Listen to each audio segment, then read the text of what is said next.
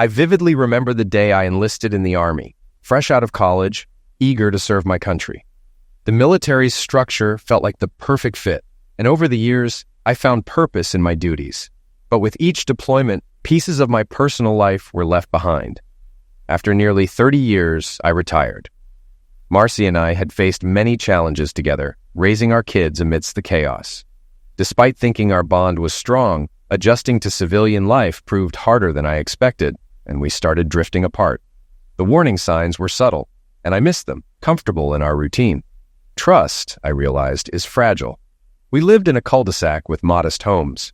At our first block party, Marcy and I, empty nesters now, met our neighbors. Our son, Kyle, was in college, and our daughter, Rhonda, had joined the Navy, which didn't thrill me as a retired Army colonel. At the party, Marcy got stuck talking to Chuck from across the street and wasn't happy about it. She signaled for me to save her, but I was busy chatting with Jenny, a fit single mom. When Marcy gave me a more urgent look, I brought Jenny over to Chuck, freeing Marcy. But she wasn't impressed with how long it took me. As we left, we exchanged nods with the Nielsens, a young couple who seemed to share an odd, almost conspiratorial look. My years in intelligence made me suspicious, but I followed Marcy hoping for some pre-trip closeness. Years of military life strained our marriage. We had nearly divorced during my Korea posting, but somehow got back on track. Yet deep down, I knew something had happened during that rough patch. Infidelity is common in military marriages, though no one likes to admit it. Marcy and I were fortunate to still be together, though I suspected she had cheated while I was away. How did I know? A tip from my ex-girlfriend, who managed a hotel near Marcy's work about seeing her at the Red Roof Inn, raised questions. I even hired an investigator, but it turned out Marcy's hospital was under renovation, and she parked there out of necessity. Still, her early arrivals at work stopped when I returned home, leaving me uncertain. My time in Korea took a toll on our family. A year apart created a gap I couldn't close, and the strain made me realize our marriage wasn't unbreakable. Though I never discovered who the other man might have been, Marcy seemed committed to fixing things, as was I. I eventually sacrificed my love for flying, transitioning to Army intelligence to reduce the risks. Despite multiple deployments to Iraq and Afghanistan after 9/11s, this new role gave Marcy some peace of mind. But I still worried about our marriage and decided to retire rather than pursue a general's star, knowing another deployment could end us. In retirement, my consulting job paid better than staying in the Army, and I was there for my kids' graduations with Marcy by my side, which was priceless. Marcy continued her nursing education and became the top nurse on a brain surgery team. She worked closely with Dr. Trey Cardosa, a talented, confident surgeon.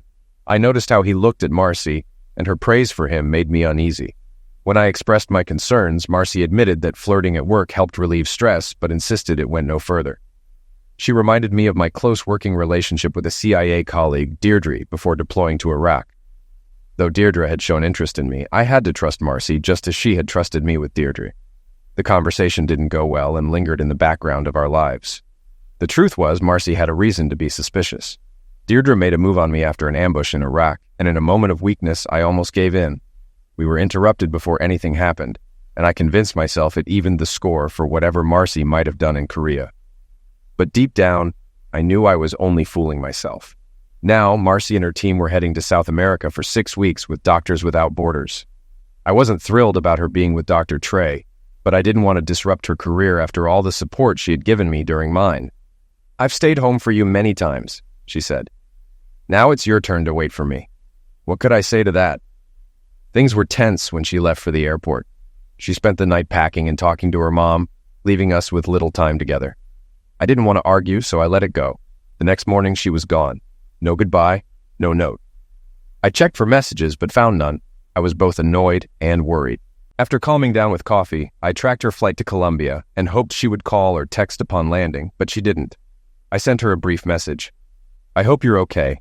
Nice way to leave, Marcy. Speaks volumes." No reply. Not that day or the next. Running usually helped clear my head, but frustration pushed me to run faster. Nearing our cul-de-sac, I was out of breath when Vincent Nielsen called out to me. He lived behind us, and his wife Leslie was in the garden. "Nice view, huh?" he joked, noticing where I was looking. I brushed it off, saying I needed a shower. He invited me over, even without Marcy, suggesting steaks and drinks. His wife smiled, and her subtle movements added to the strange vibe. I took the long way home, still preoccupied with Marcy's silence. After a shower, I sat in our empty house, waiting for a call that never came. It was dark when I finally decided to call her hotel. I knew her itinerary and room number, but there was no answer. The hotel manager, Pablo Espinosa, confirmed she had checked in but seemed guarded. He promised to check on her and have her call me, but something felt off. I then searched my contacts for Marcy's close colleague, Penny Washington, hoping she might know more. Just then, my phone rang. It was Pablo from Bogota, not Marcy. "Hello, Pablo," I answered. "Any news about my wife?" "Señores, she wasn't in her room. Maybe with some other ladies or out," he said, becoming uncooperative. "Can you do me a favor, Pablo?" "Yes, señores," he replied, less polite than before. "What's Dr. Trey Cardosa's room number?" 514, señores. Do you want me to call him?" I cringed. Marcy's room was 515. "Not yet, Pablo. One more thing." "Sí, señores, but I'm busy." "Please call Mrs. Penny Washington's room." After a pause, he agreed, and I waited on hold. Finally, Penny answered. She knew it was me, probably tipped off by Pablo. "Hi, Penny," I said. "Sorry to bother you. Where is my wife?" She grew irritated. "Why do you ask?" "Don't play games, Penny. Marcy's room is next to Trey's, and she's not in it. You know why." "Rick, you should talk to your wife," she replied, but I overheard a man asking, "Who is that?" "Maybe I should talk to your husband about the man in your room, Penny. I have his number." She quickly responded, pleading, "Please don't call my husband. This is the first time. I don't care how many times you've cheated, Penny. Tell me where my wife is, or I'll call him right now." Reluctantly, Penny transferred me to Trey's room. The phone rang and Trey answered, thinking it was Penny. "Sorry to interrupt, Trey," I said coldly, "but this is Rick Weston. I need to talk to my wife." He hesitated, then played dumb. "Why are you asking me?" "Trey, if you value your hands, put Marcy on the phone, now." After some noise, I heard Marcy's voice. "Give me the phone, Trey," she said. "Rick, I didn't expect this conversation tonight." "What are you doing in his room, Marcy? Why didn't you respond to my texts?" "What do you think, Rick?" she snapped. "I was having a good evening after a stressful day until you called. Just tell me the truth. Are you and Trey having an affair?" She paused, then asked Trey to leave. After a moment of silence, she finally spoke. "Rick, I've been a good wife and mother. I'll be home in 6 weeks and we can talk then. But right now, just let me have this. Just once." "If I don't mind," I replied, stunned. "You didn't even have the decency to talk to me before you left. Rick, all that would have done is start a fight." "You think?" I said sarcastically. "Maybe I would have asked you to stay." "I might have stayed," she admitted. "But I needed this, just once, to feel alive." "And Trey?" "He's just a distraction, Rick. I don't love him." "How convenient," I said, then heard a knock at the door. "Marcy, I have to go," I told her. "I love you, Rick." "I love you too, Marcy. But I'm not sure I'm still in love with you." I hung up. When I opened the door, Leslie was standing there alone. "Evening, Rick," she said with a smile. "Hello, Leslie," I replied, noticing how stunning she looked. "Are you going to let me in?" she asked, raising an eyebrow. "Sure," I said, stepping aside. She handed me a bottle of wine. Red Moscato, my favorite, something Marcy must have told her. "I was hoping you needed some company," Leslie said. "Not sure how good I'll be, but I do have some questions." "Ask away," she replied, searching for wine glasses. As I poured, I asked, "Where's Vincent?" "He's out playing cards with friends." "I see," I said, thinking about how often I left Marcy alone during my military career. "Marcy's in South America, right?" Leslie asked. "Have you heard from her?" "Funny you ask. I was just talking to her when you knocked." "Oh, I'm sorry, Rick. Did I interrupt?" "No, we said what needed to be said," I replied, sensing she could tell I was in a bad mood. "Leslie, I think we need to talk."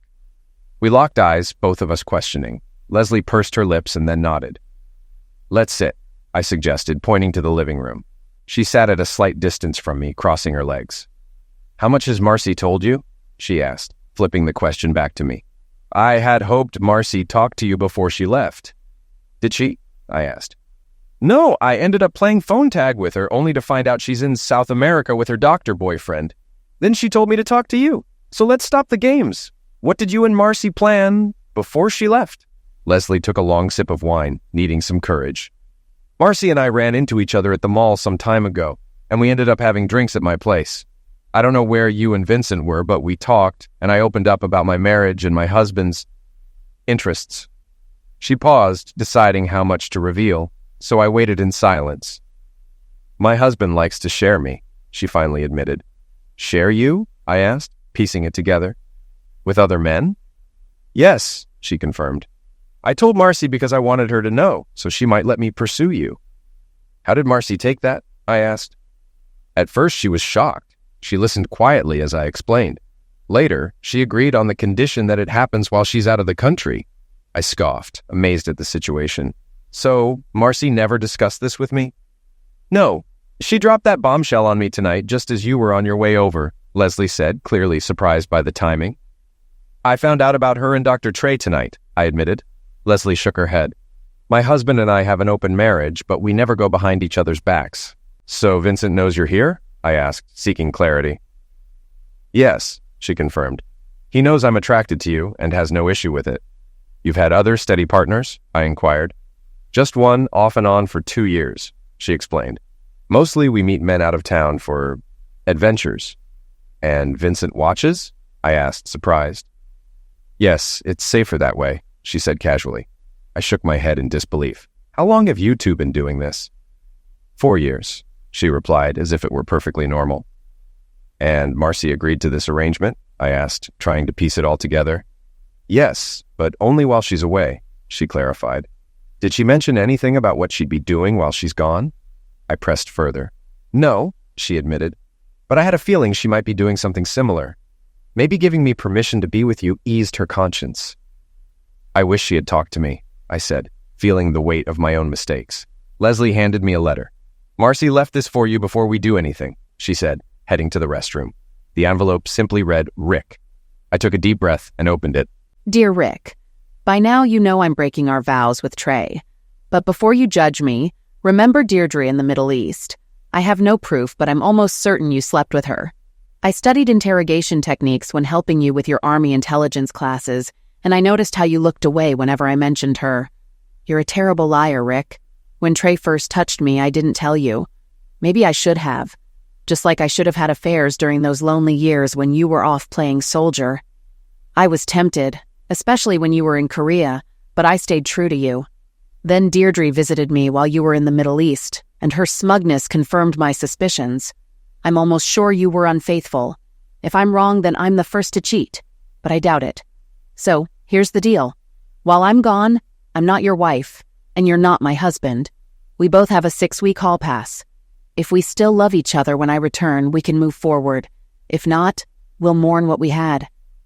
I'm choosing this, Rick, of my own free will. I don't love Trey, but I find him attractive. He'll be nothing but a memory if you still want me. If you love someone, set them free. I'll be back in 6 weeks. Meet me at the Ambassador Hotel near the airport if you want to try again. If not, don't come to the airport. Just walk away. Love always, Marcy. P.S. Leslie was supposed to get tested for STDs before tonight.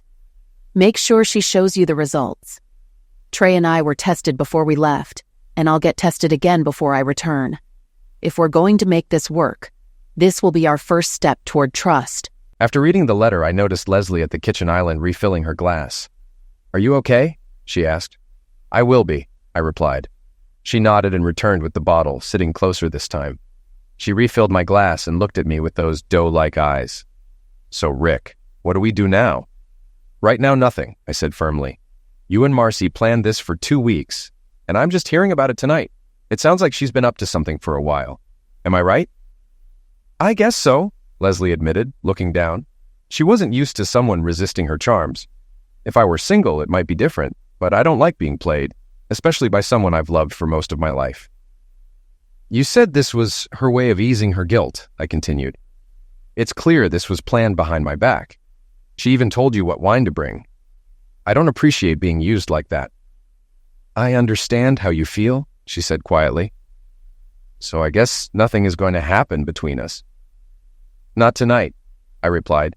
I need time to think before I make any decisions.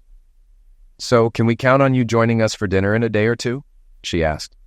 I don't know, Leslie. I need to sort things out. We'll see. Okay, she said softly. Just know I'm here for you. Thanks, Leslie, I said. Good night, and thanks for the wine. She took that as her cue to leave, and I couldn't help but admire her as she walked out. After she left, I reread Marcy's letter. It's amazing what you can notice when you take time to analyze it. Marcy's tone was venomous when she wrote about Deirdre, even though she wasn't sure we had slept together. Then, a few paragraphs later, she practically encouraged me to sleep with Leslie. The contrast didn't make sense to me. Yes, Deirdre and I got close in the Middle East, but we never had sex. It happened once, after surviving an ambush. It wasn't planned like Marcy's affair with Trey and this whole setup with Leslie. I felt guilty at the time, but I also suspected Marcy had cheated, so it seemed like a twisted form of justice. I also wondered why Marcy didn't want me to meet her at the airport. Was she afraid I'd get angry? I had never given her any reason to think I'd get violent, and why meet at the hotel instead of coming home? Then it hit me. Was she really that devious? Considering she plotted all this right under my nose, the answer seemed clear. But what was really going on? I scanned the room, suspicious of any surveillance devices. Could there be a camera in the smoke alarm? I decided to make some calls, but not inside, just in case I was being monitored. I grabbed Marcy's itinerary and stepped outside to the swing chair on the porch. Marcy knows I'm a consultant, but she doesn't know I'm actually the senior security consultant for Acme Global, responsible for the safety of our offices worldwide. I have contacts I can call on when needed. My first call was to Alan Williams, the top tech specialist in my department. He answered the phone with a straightforward, "Williams." "Alan, this is Rick. How's it going?" I asked. "Pretty good, boss," Alan replied, "but I doubt you called just to chat." "No, I didn't," I admitted. "I need your expertise." I then gave him a brief rundown of the situation and my concerns. "I'm sorry to hear that, Rick. I understand," Alan said sympathetically. "Give me 45 minutes to get my gear and I'll be over." "Thanks, Alan. I appreciate it," I said before hanging up. Next, I scrolled through my contacts and made another call. "Hola, Senor Rick," came the cheerful voice on the other end.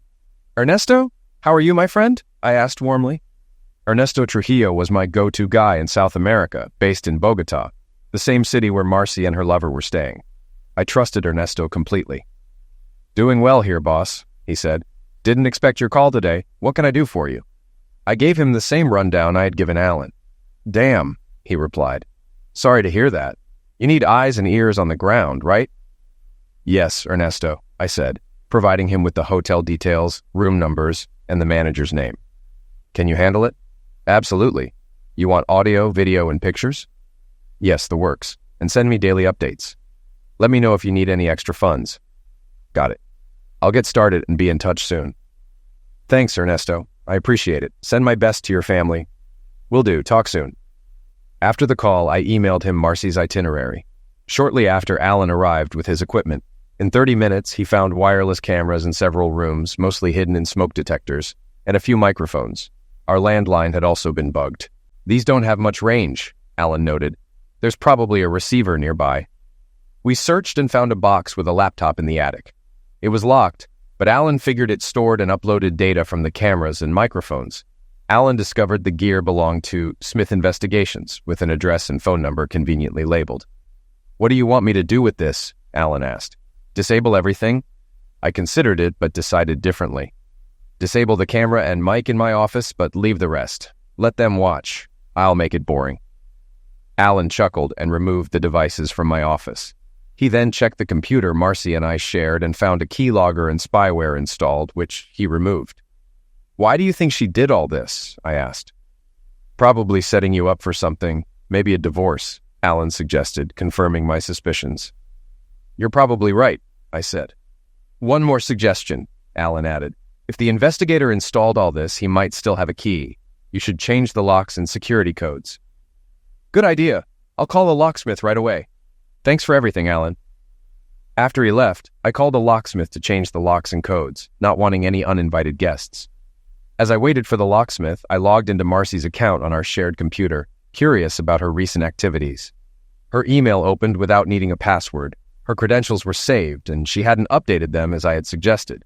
For once, I was glad she didn't follow my advice. Normally, I respected her privacy, but this situation was different. I searched through her emails and found several exchanges with Trey, the doctor she was now involved with in Bogota.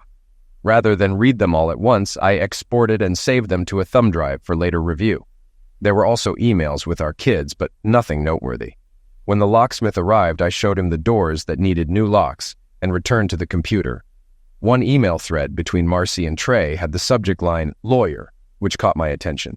In the thread, Marcy told Trey she had spoken with her lawyer, reviewed the proposed divorce settlement, and decided to move forward despite her lawyer's advice.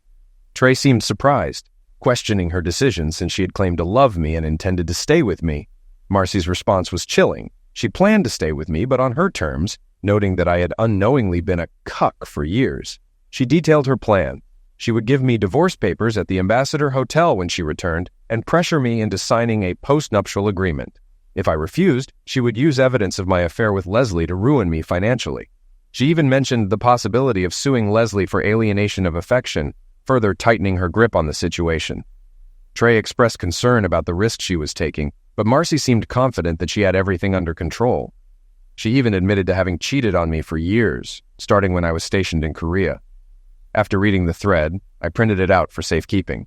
By then, the locksmith had finished, and I paid him, including a tip for the after-hours service. I shut down the computer and went out for a burger and a beer, picking up some cigars to calm my nerves. I noticed a dark SUV following me, likely the private investigator Marcy had hired. Despite trying to shake him, he stayed on my tail. When I pulled into Yancey's Bar and Grill, he did too. Frustrated, I got out, walked up to the SUV and yanked the door open, startling the driver. "Who the hell are you and why are you following me?" I demanded. The man stammered. I don't know what you're talking about." "Nonsense," I said. "You've been tailing me since I left my house. Are you the PI my wife hired?" "I don't know what you mean," he replied nervously. "You're lying," I told him. "I'm fed up with liars, so maybe I should teach you a lesson. What do you think?" "Please don't strike me. I'll leave," he pleaded. "Don't ever let me see you near me again. Got it?" I warned. "I got it. I'm sorry," he muttered before driving off. After he left, I went inside, ordered a burger and beer, and sat at the bar. "Woman trouble?" the bartender asked, reading my mood. "Yeah, you could say that," I replied. "Can't live with him, can't shoot him," he joked, making me chuckle. I finished my meal, grabbed a beer from the fridge when I got home, and went outside for a cigar. As I smoked, a plan started forming in my mind. I searched Google, checked my calendar, and picked a date. I'd need to make a few calls to set everything in motion. Just then, I received a text from Ernesto. "All set. First update in the morning. Please send $250 for expenses." I quickly sent the money via PayPal and added, "Thanks. Talk tomorrow." I finished my beer and cigar, then went upstairs. Curious, I opened Marcy's nightstand drawer and found her rings. I took off my wedding ring and placed it beside hers, then looked up at the camera I knew was hidden in the smoke detector and flipped it off. The next morning, I checked Marcy's email and found a new message titled, "Been Made." The email detailed how I had discovered the surveillance equipment and the investigator tailing me. I marked the email as unread and logged out.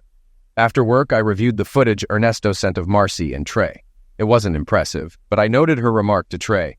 "He's probably with that girl next door. I'll have video of it tomorrow for my lawyer." I ended the video and called Ernesto.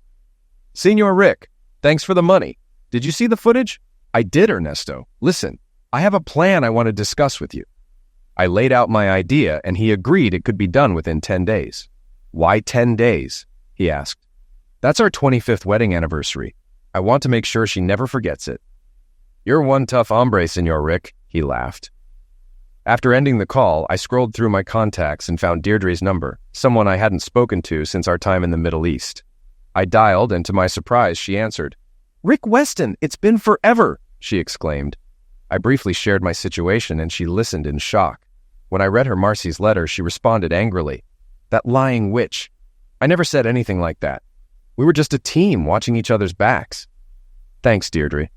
I regret what happened between us, but none of it justifies what Marcy's doing now," I said. "Rick, you have nothing to apologize for. We were under extreme stress, and I don't regret it. So what's your next move?" she asked. I told Deirdre my plan and waited for her reaction. After a moment, she replied, "I like it. I really like it. I have someone in Colombia handling part of it, but I don't have access to everything I need for the rest."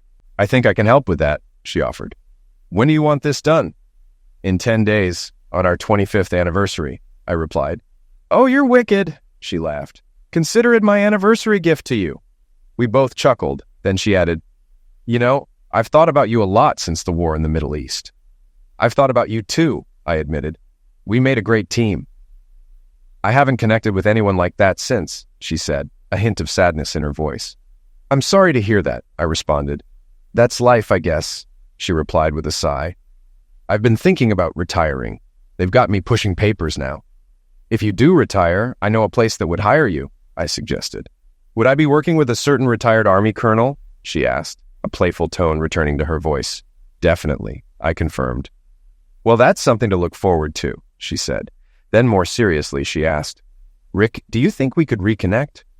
Yes, I answered honestly. Marcy's made her choices. I'm not going back to her. Good, she said with relief, because I'd like to finish what we started in the Middle East. I'd like that too, I agreed, but I need to handle a few things first. I understand, she said. Just don't make me wait too long. I won't, I promised. This divorce will take some time, though. I get it, she replied. Just know I'm here if you need someone to talk to. It's great hearing your voice again, I told her sincerely. Yours too, she replied warmly. But my dinner's getting cold, so I'll talk to you soon. Promise? I teased. You'd better, she joked back. After we ended the call, I felt better than I had in a long time. Deirdre still cared, and that meant a lot. I was brought back to reality by knocking at the back door. It was Leslie with a plate of lasagna. I thought you might be hungry, she said. Mind if I come in? Sure, put it on the counter, I replied. She smiled and set the plate down. I hope you like it, or maybe you'd prefer something else. I was tempted, but decided against it. My conversation with Deirdre reminded me of what really mattered. As tempting as that sounds, I'll have to pass, I said. Her expression shifted to concern. What's wrong? Marcy gave you a hall pass. I do find you attractive, but Marcy's got a camera right there, I said, pointing toward the smoke detector. Why don't you wave hello? She looked up at the detector, shocked. Are you serious? Yes, I confirmed. She installed cameras all over the house and even hired a PI. Maybe he's watching you too. She shook her head, clearly unsettled. I had no idea. Come to my office, I suggested. Once there, I handed her a printout of the emails between Marcy and Trey. After reading them, she was stunned. Oh my God, I didn't know, Rick, I swear. I believe you, I assured her. She played us both. What are you going to do? She asked, concerned. I'm filing for divorce and won't be with anyone until it's finalized, I replied. Can we still be friends? She asked hopefully. Of course, I said, but nothing more. Okay, Rick, she sighed. I'm sorry about everything. Enjoy the lasagna. Thanks, Leslie, I responded. I escorted Leslie to the back door, watching as she left. She looked good in those shorts, but I wasn't about to risk everything. After she was gone, I changed into my running gear, figuring the lasagna would still be warm when I returned. After my run and a shower, I dug into the lasagna. It was loaded with cheese, mushrooms, and meat, just the way I like it. It hit the spot. I washed the plate, grabbed a beer, and headed to my office, pausing to flip off the camera in the front room. First, I checked Marcy's email. She had responded to the investigator, telling him to ease off for now. No other significant emails. Then I checked her finances. We had 3 accounts, one for each of us, and a shared household account. I noticed she had saved quite a bit, but also paid a hefty retainer to attorney Allison Hargraves, and a significant amount to Smith Investigations. A few Victoria's Secret charges also stood out. Nothing I'd ever seen her wear. Curious about Hargraves, I did a quick search and found she was a family law attorney and author who promoted female-led marriages. Her book had stirred some controversy, and she was known for pushing the hot wife and cuck lifestyle. I bought the cheapest Kindle version and took it to the patio with a beer and cigar. After skimming through the psychobabble, it was clear Hargraves had a strong disdain for men. I couldn't believe Marcy chose her as an attorney. It spoke volumes. My phone buzzed, and I saw a text from Ernesto. He could arrange what I needed, but it would cost $1,000. I decided to transfer the money from Marcy's account, ensuring any trace would lead back to her. I messaged Ernesto to confirm the transfer was done. The next few days flew by. My routine became checking Ernesto's updates, Marcy's email, going to work, running, eating, and unwinding with a beer, cigar, and TV before bed. I didn't care that Marcy never called or texted. I was enjoying the silence, as whatever love I had for her was gone. I saw Leslie only once after showing her the emails. When I returned the plate, Vince invited me to dinner, but I declined, saying I had things to do. He seemed disappointed, but I was relieved Leslie stayed away. I didn't need that distraction. The highlight of my days was talking to Deirdre. We chatted every couple of days, discussing life, dreams, pets, and even my kids. The more we talked, the closer I felt to her, and I realized I was falling for her. Eventually, I scheduled a meeting with Allison Hargraves. Her receptionist welcomed me with coffee, and I shook Allison's hand as I introduced myself. She seemed about my age, well-dressed, and in decent shape. Noticing the ring on her finger, I couldn't help but wonder what kind of life her husband led. "So, you're considering a divorce?" Allison Hargraves asked. "Yes, I am," I replied. "And your name is Weston?" she confirmed. "That's right." She frowned while checking her computer and then asked, "What's your wife's name?" "Marcy, short for Marcia." "Well, Mr. Weston, I can't represent you due to a conflict of interest. I'm already representing your wife." "I figured. I also know you only represent women. Seems a bit sexist to me." She stared at me. "If you knew that, why did you come to see me?" "As a retired Army intelligence officer, I like to understand my enemy." "Enemy? Is that how you see me?" "Pretty much. I read your book and your New York Times interview. You recruit your clients into your lifestyle, right? Is that what you did with my wife?" "That's privileged information," she replied. "Of course. Did you know Marcy was going to Colombia and what she planned to do?" "Again, that's privileged information," she said firmly. I nodded. "I noticed you're married. Your book's chapter on controlling husbands was interesting. Do you treat your husband the way you suggest, humiliating and controlling him?" "That's none of your concern, Mr. Weston. I think this meeting is over." I smiled and stood up. "I'd like to say it was a pleasure meeting you, Mrs. Hargraves, but that would be a lie. We'll likely meet again. Good day." As I left, I added, "By the way, I found your book disgusting. Have a good day." I walked out, noticing the receptionist smiling as I left, possibly overhearing our conversation. Finally, our 25th anniversary arrived. I took the day off, knowing it would be eventful. Early that morning, Deirdre texted me, confirming she had done what I asked. Later, I received a message from Ernesto. "Check your email." I opened the video he sent. It showed a dirt road with a makeshift checkpoint. 3 SUVs approached, and armed soldiers stopped them. They searched the vehicles and found something significant, leading to more soldiers arriving. Trey and Marcy were pulled from their SUV, handcuffed, and taken away. A tow truck hauled the SUV off, and the other vehicles were eventually waved through. Shocked, I immediately called Ernesto. "I saw the video, Ernesto. What happened?" "We planted the stuff as planned, just a small amount. But it turns out Trey was smuggling large quantities of white powder and flea powder. My men saw the pills being loaded and backed off to avoid cartel involvement." "Good call. Where are Marcy and Trey now?" "They're both in jail. It seems Marcy might have known about the pills, but it's unclear how much. They have 48 hours to present the case to a judge, and the investigation could take up to 90 days. But I doubt it'll take that long." "So the consulate knows?" "By now they should," Ernesto confirmed. "I'll keep you updated." "Thanks, Ernesto. It's not what I expected, but if Marcy's involved in trafficking, she deserves what she gets." After ending the call, I contacted Deirdre to fill her in. She wasn't too surprised and offered to reach out to her contacts in Colombia to gather more information. "I'll let you know as soon as I hear something," she assured me. While waiting to hear back from Deirdre, I gathered a trash bag and went through the house, removing all the cameras and microphones that Marcy's PI had installed. I also grabbed the receiver and laptop from the attic, tossed everything into the bag, and set it in the driveway. Then, I called Smith Investigations. "Smith Investigations," a woman answered. "I want to speak to the head honcho," I demanded. Okay, sir. One moment," she stammered, clearly taken aback. A few seconds later, I recognized the voice of the man I had confronted at Yancey's. "James Smith, how can I help you?" "This is Rick Weston. Remember me?" I asked, my tone firm. "Your client is now in a Colombian jail on pill trafficking charges. I've removed all your gear from my house. It's in a trash bag in my driveway. If it's still there tomorrow, it's going in the garbage." "Yes, sir," he replied quickly, his voice tense. I hung up, not interested in hearing anything more from him. The next morning, the bag was gone. I assumed Smith had picked it up, but I didn't really care. Soon after, Deirdre called. "I just spoke with the station chief in Bogota," she said, getting straight to the point. "What did you find out?" I asked. "Colombian authorities have been watching Trey since he arrived. He's connected to a major pill cartel. If Marcy's involved, she could be looking at a long prison sentence. The judge on the case is tough on foreigners," Deirdre explained. "How much time could she get?" I inquired. "At least 10 years, she replied. "Well, if she's guilty, she deserves it." "How much were they caught with?" I asked, feeling the weight of the situation. "About 20 pounds of white powder and flea powder," she informed me. "Damn," I muttered. "Expect a visit from the State Department soon," Deirdre warned. "Let me know how it goes." "I will. Thanks, I replied, ending the call. Afterward, I contacted the hotel in Bogota. When Pablo answered, I asked to be connected to Penny Washington's room. Penny answered nervously. Penny, it's Rick Weston. Do you know where Marcy is? It's our anniversary, and I wanted to reach her. Is she out with Trey?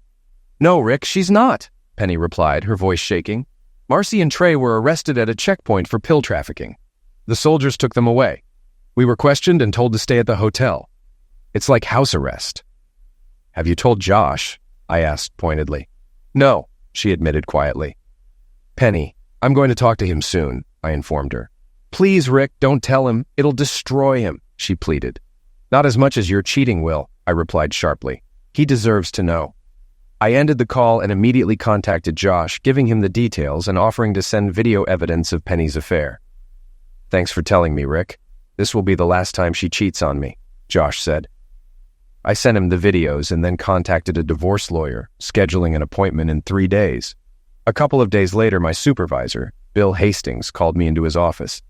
A man from the State Department, Thomas Herman, was there. Rick, your wife Marcia has been arrested in Colombia for pill trafficking, Thomas said. We can monitor her situation, but can't interfere with local laws. She's also been placed on a no-fly list, so even if released, she can't return to the U.S. How much prison time is she facing? I asked. Up to 12 years, Thomas replied. After 7 or 8 years, she might be eligible for conditional release, but she won't be able to leave Colombia. He handed me a pamphlet on how to send her money for legal fees and other expenses, then offered to help arrange visitation. I told him I'd consider it and would be in touch. After Thomas left, Bill closed the door and said, Rick, this could affect your security clearance and job. Take some time off and get this under control. I will, Bill. Thanks. Back home, I searched Marcy's emails for anything suspicious. I found an exchange with Trey from 3 months before their trip. Trey asked if Marcy wanted to make extra money in Colombia. After some hesitation, she agreed to his plan. Good girl, Trey replied. Trust me, you'll be glad you did. I printed out the email chain, saved it as a PDF, and added it to a thumb drive with other incriminating emails. Next, I reviewed the videos, skipping the physical parts, and found a conversation the day before they were caught. I noted the timestamp. Are you ready? Tomorrow's the big day? Trey asked. I think so, Marcy replied nervously. Good. The product will be in our vehicle tomorrow morning, in boxes marked as medicine. We won't even have to touch it. And you're sure we won't get caught? Marcy asked. I've been on that road many times. No checkpoints. If this works, we can do it again and retire with the money. Sounds good to me, she said. Bingo. I saved the video to my thumb drive and gathered my thoughts. I then emailed the kids to arrange a Skype call for the next evening. After that, I called Ernesto to update him. Damn, what's your plan? He asked. I'm going through the rest of the evidence. I have a lawyer appointment tomorrow and plan to deliver the divorce papers myself. You're coming here? He asked. Yes, and I'll hand the evidence to the prosecutor too. You can stay with me and my family, Ernesto offered. Thanks, Ernesto. I look forward to Lupe's cooking. We laughed, and I promised to call when ready to fly down. Afterward, I arranged to send money to Marcy through Western Union, draining her account. Then I packed her belongings into trash bags, including our wedding album, and stuffed them into her car. I called her parents, informing them about the divorce and Marcy's situation. They were heartbroken, but agreed to pick up her things. They were shocked to learn about her pill charges. Are you sure Marcy's involved in pills? Her father asked. Yes, I have evidence, which I'll give to the prosecutor. They arrived later, took her car and belongings, and expressed their sadness over the situation. Please stay in touch, Rick, her mother said as she hugged me. I will, I promised. After they left, exhausted, I grabbed a beer and a cigar and sat on the porch. Deirdre called to check on me. Hey, how are you holding up? She asked. I've been better, but your call is lifting my spirits. We chatted, and I shared my idea with her. After a pause, she responded, That's the best idea I've heard in a long time. Let's do it. We ended the call on a positive note, and I felt much better. The next day, I met with my attorney, Lisa Hawkins, who was confident and professional, unlike Marcy's lawyer. I provided her with the evidence and explained Marcy's charges in Colombia. That should make things easier for us, Lisa said. What do you want out of this? Everything except her $401K, clothes, and car. I've already sent most of her money for her expenses. That's doable. How do you plan to serve her? I'll deliver the papers myself. Okay, I'll have them ready in 2 days. We discussed the possibility of going after Trey or her lawyer, but Lisa advised against it, noting that such cases rarely succeed. I agreed and left after paying a retainer. Later, I Skyped with the kids to break the news. "What's up, Dad?" Kyle asked. "I have some news. Your mother and I are getting divorced." Both kids were shocked. "Why, Dad?" Kyle asked. "Did you do something?" I gave them a brief explanation and revealed that their mother was in a Colombian jail for pill trafficking. "Are you sure she's involved?" Rhonda asked. "Yes, I have evidence that I'll give to the prosecutor." "You're helping put her in prison?" Kyle asked. "She broke the law, son. I can't ignore that. We've talked about the dangers of pills before." "I know," Kyle said quietly. "It's just so screwed up." "It is, son, but your mom made her choice, and she got caught." We talked a bit longer, and I answered all their questions. It was a difficult conversation, but by the end, they understood everything their mother had done and why I had to proceed as I did. I promised to send them the address where they could write to her, and we ended the call with a tearful goodbye. Afterward, I called Tom to arrange visitation for the day after I received the divorce papers. He agreed to set it up, and we ended the call. Then, I updated Ernesto on my plans. "Do you know who's prosecuting the case?" I asked. "Yes, Ricardo Montoya. He's tough." "Good. I'll bring him some evidence when I arrive." We ended the call, and my last one was to Deirdre. She listened quietly as I filled her in, and by the time we finished, I felt much better. 2 days later, Lisa informed me that the papers were filed and ready for Marcy's signature. With my bags packed and tickets ready, I grabbed my passport, picked up the papers, and headed to the airport. After letting Ernesto know I was en route, I received a message from Tom confirming the visitation setup. Ernesto met me after I cleared customs, and we gathered my luggage before heading out. "Where to first?" he asked. "To see Senor Montoya," I replied. At the government building, Ernesto parked, and I headed inside to Montoya's office. A receptionist stopped me, but before I could say much, a well-dressed man appeared. "I'm Senor Montoya," he introduced himself. "And you are?" "Rick Weston," I replied, shaking his hand. "I believe you're handling the case against my wife, Marcy." He invited me into his office and asked, "What information do you have for me?" I handed him a thumb drive. "This contains video of her and Trey discussing moving pills and email exchanges. I've also included her email credentials if you want to dig further." Montoya eyed me carefully. "You realize it's my job to put her in jail for a long time, right?" "Yes, I understand." "So why are you giving me this evidence? Shouldn't you be helping her defense?" When I didn't respond immediately, he continued, "Ah, she was having an affair with Dr. Cardoso, wasn't she?" "Yes," I admitted. "I see. You're seeking revenge?" "No," I replied. "I'm a retired Army intelligence officer. I can't ignore the law, even for my soon-to-be ex-wife. I'm also here to serve her divorce papers. Use the evidence as you see fit." Montoya nodded. "All right, Senor Weston, I'll review your evidence. How long will you be in Bogota?" "Just a day or two, enough to serve the papers and return to the States." "Very well. Welcome to Bogota," he said as we shook hands. When I returned to the car, Ernesto asked, "How did it go?" "You were right. Montoya is tough," I replied. He laughed. "You have no idea. Let's head to my place. Lupe's been cooking all day." At his home, Ernesto set me up in a spare bedroom, and I met his wife, Lupe, and their children. We enjoyed a delicious dinner, after which Ernesto and I relaxed with cigars and aguardiente, a fiery drink that lived up to its name. We talked casually before turning in for the night. The next morning, Ernesto drove me to the prison where Marcy was being held. The conditions were rough, noisy, crowded, and foul-smelling. Inside, we were led to a small room where Marcy waited, looking gaunt and exhausted, shackled to the table. I sat across from her, opened my briefcase, and set the divorce papers on the table. "You once gave me a choice, Marcy. Take you back or walk away. You know what I chose." Tears fell as she whispered, "I'm sorry, Rick. I never meant to hurt you." "Nonsense," I replied. "You plotted with Leslie, saw Allison Hargraves, and tried to set me up. You lied about everything. I came here for one reason. Sign these papers, and we're done."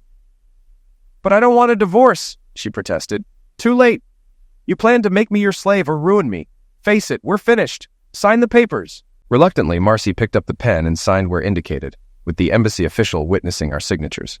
When it was done, I put the papers away. "By the way," I said, "I noticed you paid in full for the Ambassador Hotel." Since you won't need it, I'll take advantage of the reservation. Go ahead, she muttered. And just so you know, I plan to invite Deirdre. We'll finish what we started in the Middle East. Just once, if you don't mind. She glared at me with anger, but I shook my head. After everything you've done, don't even start, I said. As far as I'm concerned, we're no longer married. Enjoy your miserable life. I stood up and walked out, leaving her sobbing at the table. Outside, I saw Montoya by his car.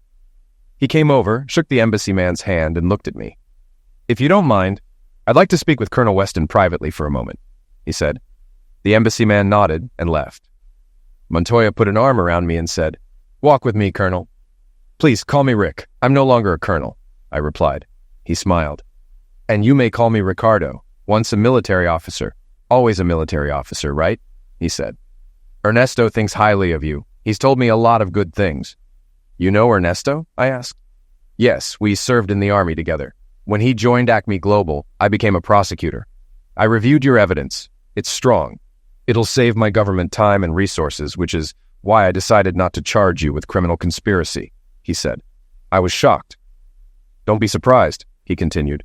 Ernesto told me your plan. If your wife had been caught with a small amount, she might have been fined and deported.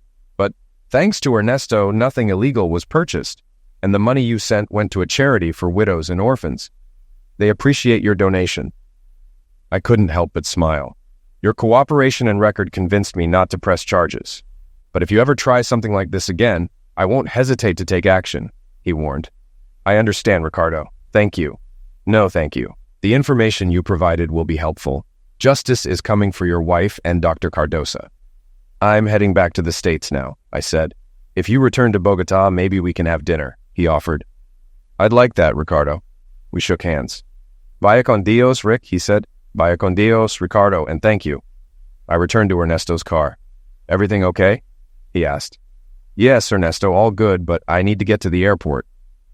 On the way, Ernesto apologized for not following my orders. Don't apologize, I said. You did the right thing. I'm the one who should apologize for putting you in that position. Don't quit, boss. I understand how you felt. If it were me, I might have done worse. But it all worked out. Yes, it did. Thank you for everything, Ernesto. I'll be in touch. And give my best to Lupe and the kids. We shook hands. Take care, boss. Come back anytime for more bandeja paisa, he joked. Deirdre met me at the Ambassador Hotel on the day I was supposed to meet Marcy. We finished what we started in the Middle East, and it was a night to remember. Lying in bed, she said, I've put in my retirement papers, thinking of a career change. Oh? I asked. What do you have in mind? Becoming a full-time wife and homemaker, she said with a smile. Do you think there's an opening? I looked at her and joked, I think there might be one soon. Want to apply? I already did, she laughed. And you know I've fallen in love with you, she said. I've fallen in love with you too, I replied. So, shall we make it official? She asked, even though my divorce wasn't final yet. Why not? Will you marry me? I asked. She kissed me deeply. Yes, Rick. I love you so much. Marcy and Trey were convicted of pill trafficking in Colombia and sentenced to 12 years in prison, plus hefty fines. Trey ended up in a terrible prison and didn't last long. Rival cartel members got to him. Marcy fared slightly better in a women's prison, but still had a hard life. She gets few visitors, mostly from the embassy. The kids send letters, but they're hesitant about reuniting. Penny and the others were released after the trial, but Penny faced a rough divorce and was fired from her job. I lost touch with Leslie and Vince, though I heard they continued their lifestyle. Leslie had to take a break after getting pregnant, paternity unknown. After Deirdre and I married, we sold the house and bought a new one.